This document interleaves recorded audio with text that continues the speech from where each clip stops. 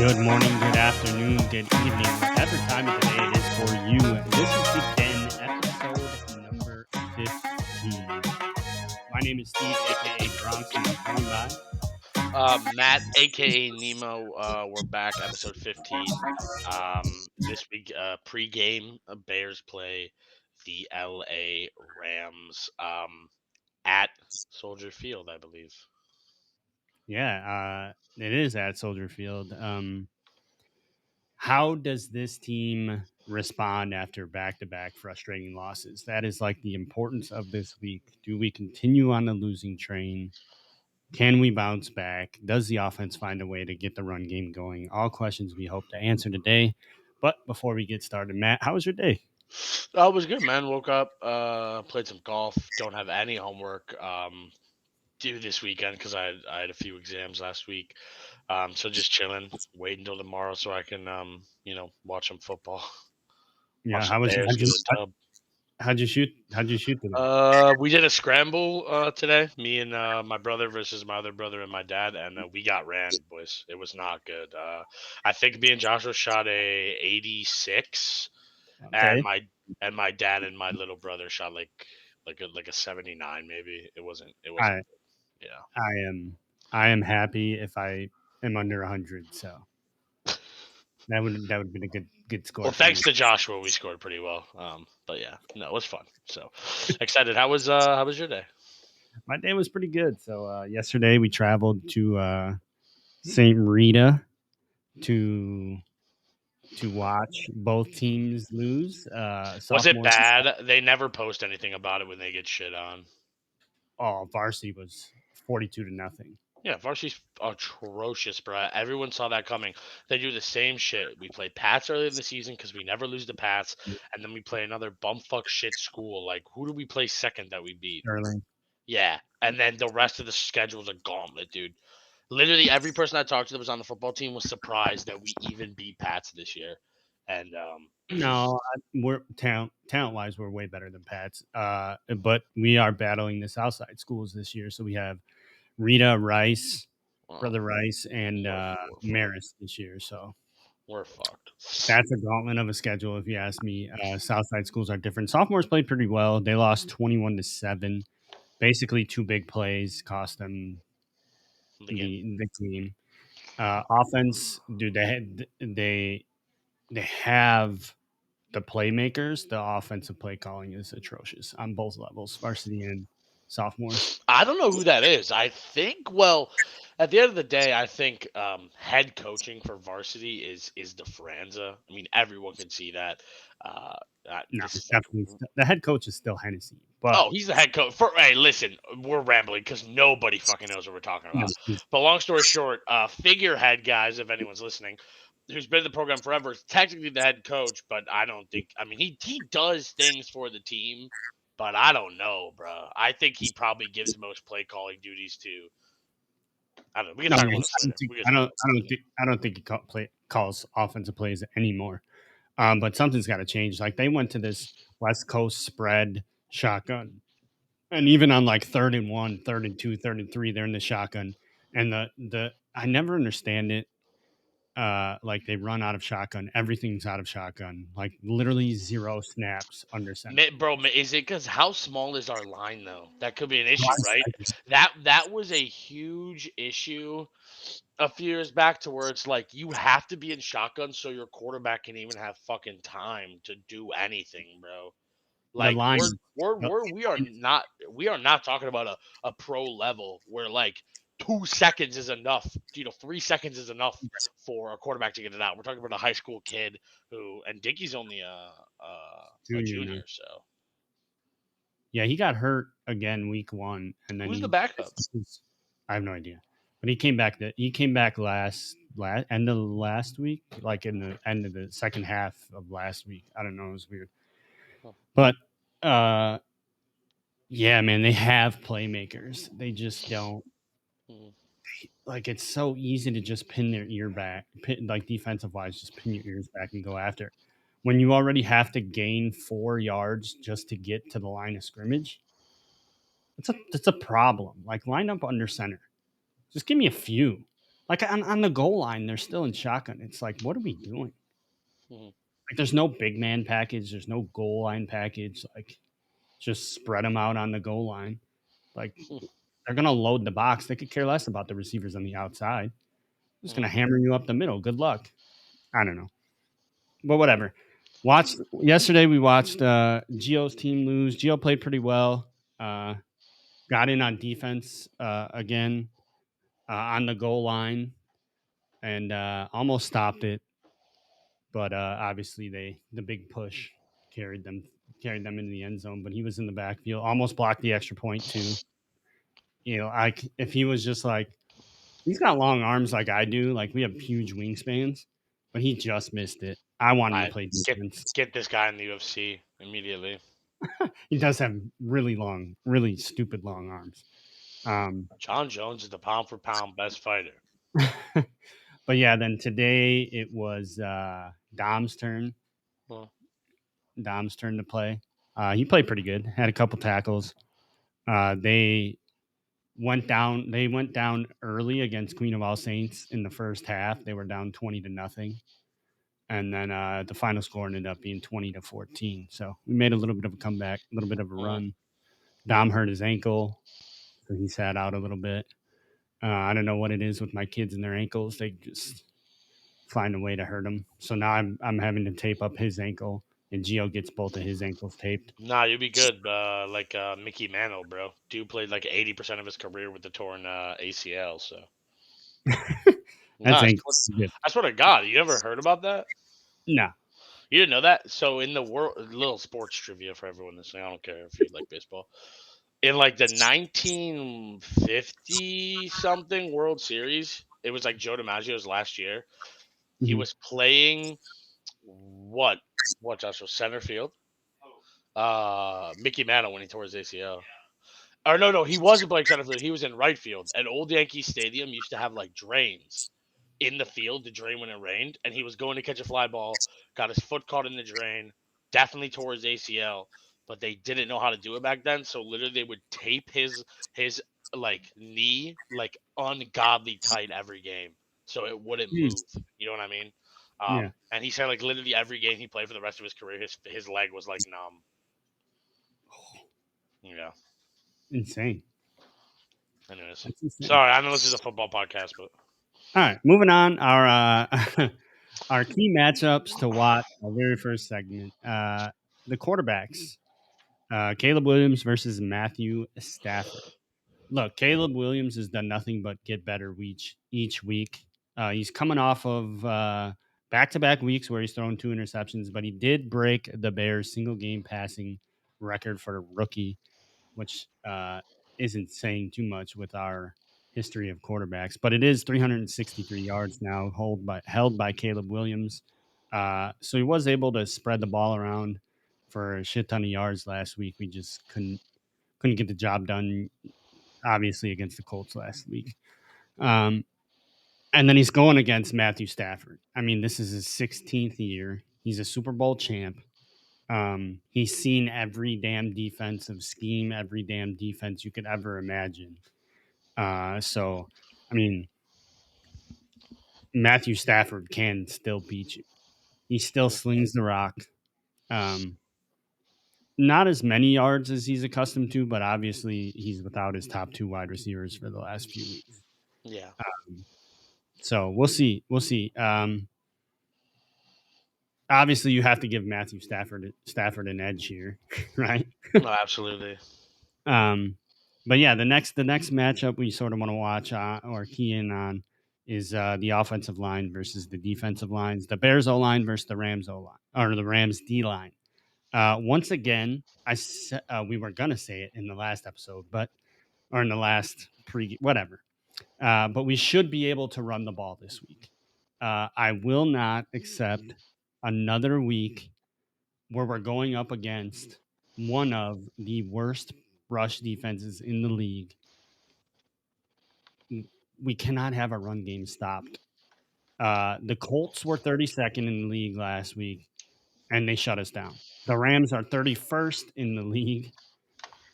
They should not shut us down. Um, it literally it just can't happen. It can't happen. We cannot have back to back weeks. I don't know. I heard rumblings across across radio and news radio and whatever that they're benching DeAndre Swift. Hmm.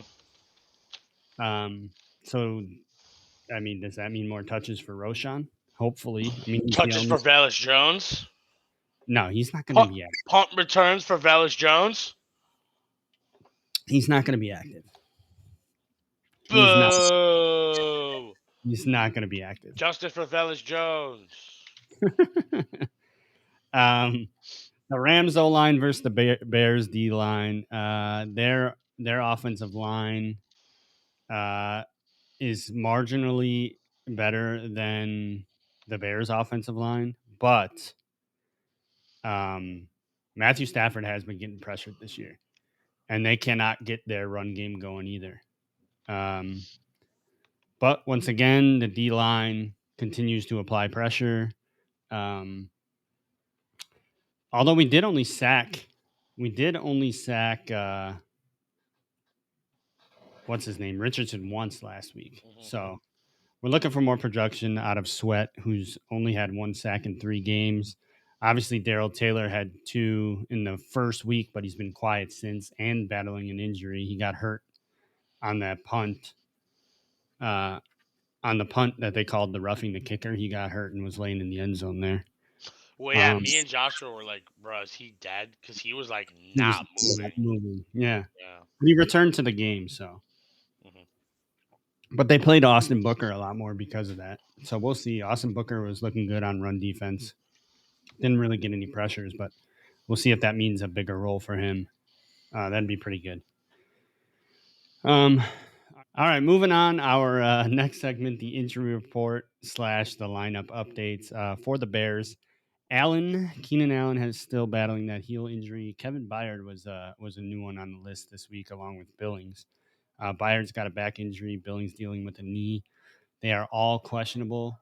Steven Carlson, who was just activated on the roster this week, uh, has a collarbone injury. Pickens battling a groin. He came out of the game last week. And Terrell Smith with a hip injury. Those 3 are all out. For the Rams, Cooper Cup is still battling the ankle injury. He's out. And Davis Allen with a back injury is questionable, the tight end. So all signs apparently are pointing to Keenan Allen playing, which is a good sign. I would expect Byard and Billings as well to play. But Pickens continues to stay hurt for a position that is already thin. Um, Having him in there is actually key. Um, Thoughts on the injury report? No, I mean, other than obviously what you said about um, Pickens, but the only thing really I'd like to touch on is just Keenan Allen, right? Like, obviously, nothing's his fault. Mm-hmm. But, and they talked about on the broadcast last game, there is something that can be said about his value to this team as a solid slot receiver, right? That guy that Caleb can count on, that if he looks at him, he's probably going to be open, right? He can find Mm-hmm. ways to get open. That just plus kind of a veteran leadership he may bring to the huddle or to the locker room at halftime or just in those crucial moments that I think we're missing. Also, just he's a great damn receiver, right? So um, missing out a lot there. And we'll get to that later with my player to watch this week. But I do think like Rome and people like that, obviously, Caleb's had some struggles, but it's good to see we have some receivers stepping up to fill that void. But his veteran leadership and his just, being a good damn receiver is definitely missed. And I think that doesn't hurt Caleb's development, but it definitely doesn't help that a guy that could be there to definitely help him out isn't there. Yeah, for sure. Moving on. I don't know if you heard all that in the background, but I'm sorry. But Good. anyways, moving on. Our game plan and strategy segment for the Bears. The offensive game plan. We have to find a way to get this run game going. We're literally the league's worst rushing attack, and this should be key to this game because the Rams only trail the Colts, who are the worst run defense in the league. And obviously, the Colts did their job, focused on the run defense, and shut us down. But in order to make Caleb's life a little bit easier, we need to be able to run a play action. We need to be able to run RPOs. We need to be able to run the ball. Um, and literally, that is our key to this week is getting that run game going. Um, Defensive game plan, we can't allow Stafford to get comfortable. We can't allow him to get into a rhythm. He's a vet, a Super Bowl champ, and he still can, given the chance, beat you.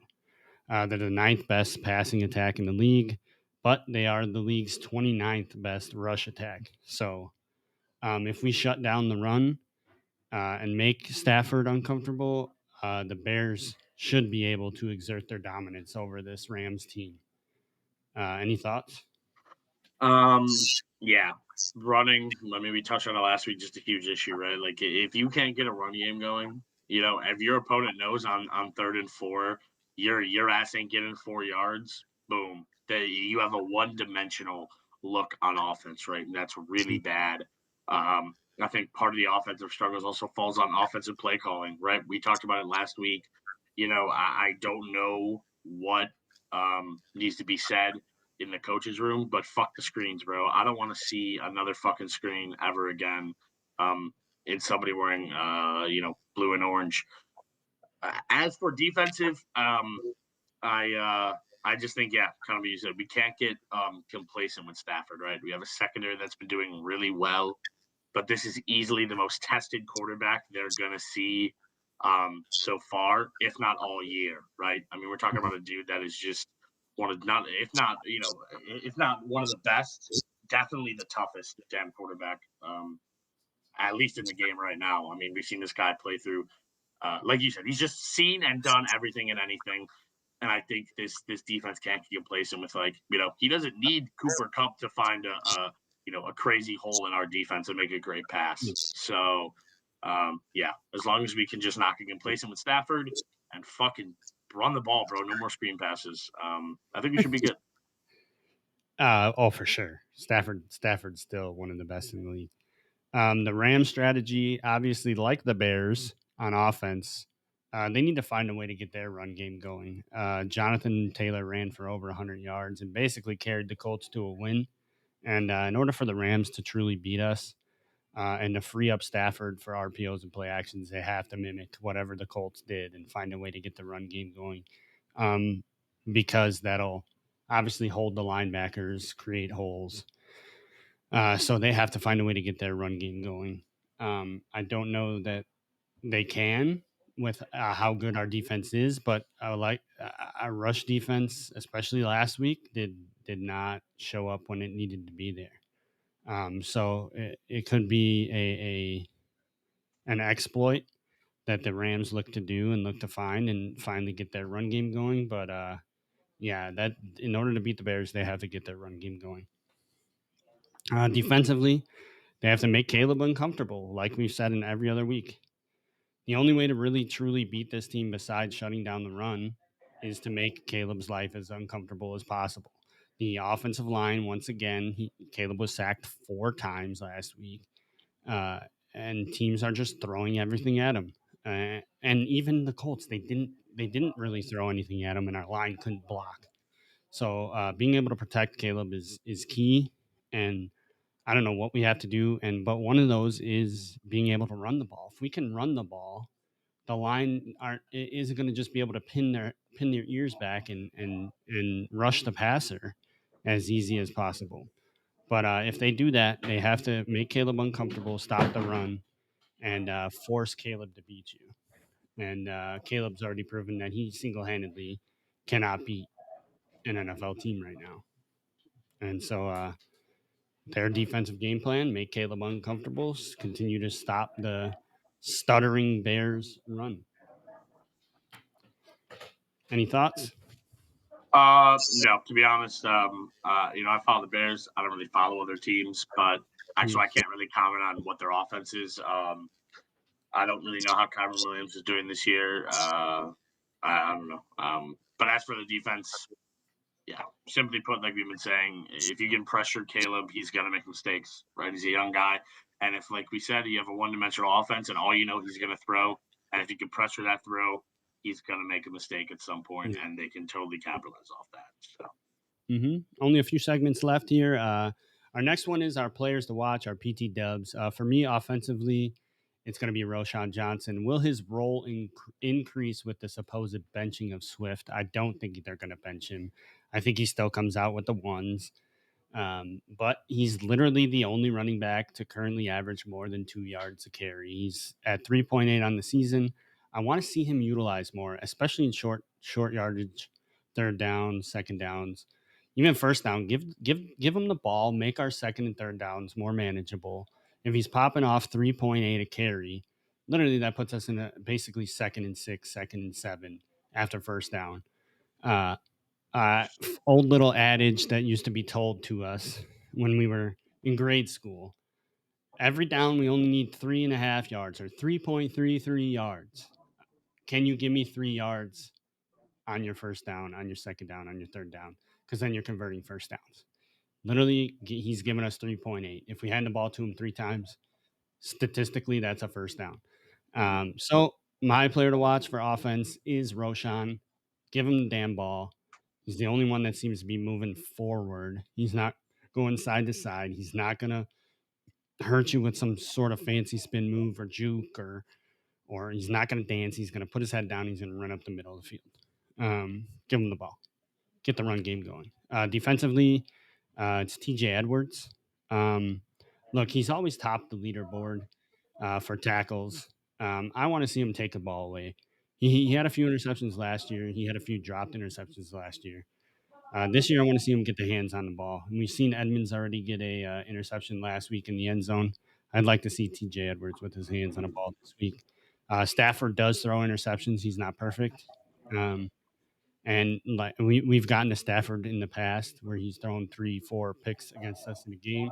So it'd be nice for him to do that again. Hopefully TJ Edwards is one of those guys that comes away with one of those interceptions, but also he's going to be key on stopping the run. If they want to commit to the run and they want to get the run going, we're going to need our linebackers to step up and make those plays, make those tackles. What about yours? Your PT dubs? So my offensive player this week is DJ Moore. And for one main reason, I don't want to say we've seen him struggle this year because it's not like he's dropping passes or not playing to his usual self. But I think you can tell he's frustrated, right? Mm-hmm. First 2 weeks, got 80 yards between the two games. Against the Colts, he did get a lot more usage. I think it's 8 catches for 78 yards. But to be fair, one of them was that like 40-yard reception at the end of the first half. You know what I'm talking about? That was tipped up that he caught. So I don't think he's being underutilized. I don't know if he's getting more pressure this year than usual or more coverage or he's seeing obviously he's seeing a lot of teams CB1, but I don't know what's going on. And he actually expressed that he's not mad at Caleb, which I truly don't think he is. He's not mad at Caleb. He doesn't, fault him for not seeing him. He said it has to do with he doesn't think they're executing the pass game effectively, which we definitely saw that in the first 2 weeks. And last week it got a little bit better. But I'm intrigued to see how it goes this week. But I'm hoping to see him bounce back after kind of a good week to just stay on that trajectory to get up. Yeah. So I want to see him, maybe catch a touchdown pass. And then for my defense, I have Tremaine Edmonds. He kind of covers all the bases we're talking about, right?